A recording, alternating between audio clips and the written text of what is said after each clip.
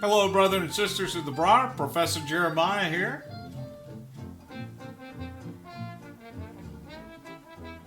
Smoking my old Stanwell today. Interesting enough, this pipe gets more comments when I'm out smoking it in public than any of my other pipes. Never quite figured that out.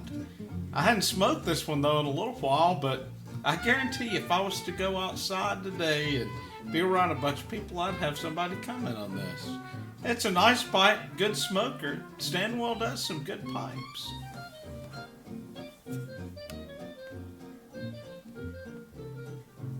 Got my vanilla custard in it, my everyday blend here.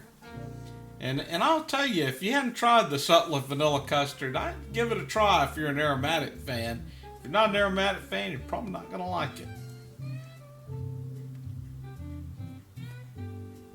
It's a great blend to be smoking around others because it really, it almost smells like you're baking cookies in the next room. So if you just need a blend for the holidays, I would suggest the vanilla custard.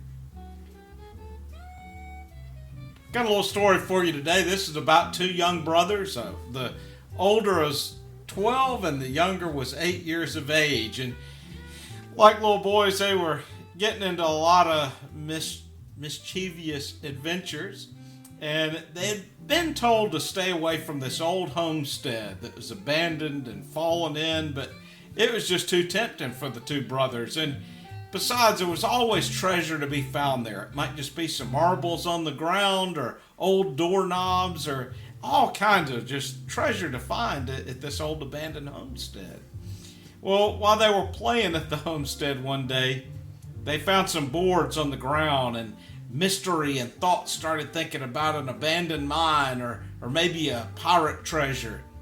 About that time, though, the boards gave way, and the 12-year-old fell down into a well. And he couldn't swim. He screamed and he cried, and the 8-year-old looked around. What can I do? What can I do for my older brother? And finally found this old bucket attached to a rope, probably once used for the well, and he lowered it down real slow into the well, and the brother caught hold of it, and that at least was enough to keep him from sinking in the water.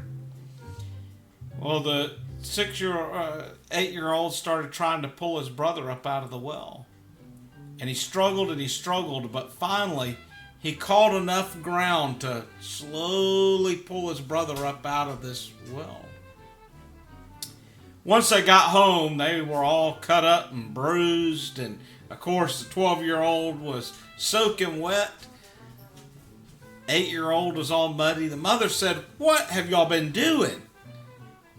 And they didn't want to tell the truth because they knew they'd get in trouble for it, but they went on ahead and they told them that they had been playing at the old abandoned home and that he had fallen down into a well, that his younger brother had pulled him out. The mother didn't believe any of this, though. She told the father. He didn't believe it. How could the 8-year-old pull the 12-year-old up out of an old well? They didn't believe it, and their friends started all talking about it. They said there must have been somebody that helped them, somebody else who needs to get in trouble and punished. There had to be somebody else there. Well, this talk went around town for a while, and finally it made its way into the barbershop. And as some of the men sat around talking about it, there was, of course, the oracle of the barbershop. And he said, "I don't know what y'all are having so much trouble with." And they said, "What do you mean?" They said, "Well, it's very simple. The boy said how he got up out of the well." And they said, that's impossible. How could the 8-year-old pull the 12 up out of a well? And the oracle of the barbershop said, "Well, it's quite simple, fellas, because nobody was there to tell him that he couldn't." Do you have anybody around you telling you can't do something? Maybe you need to get away from that person. Well, I thought I'd share that little story with you today. Enjoy a bowl.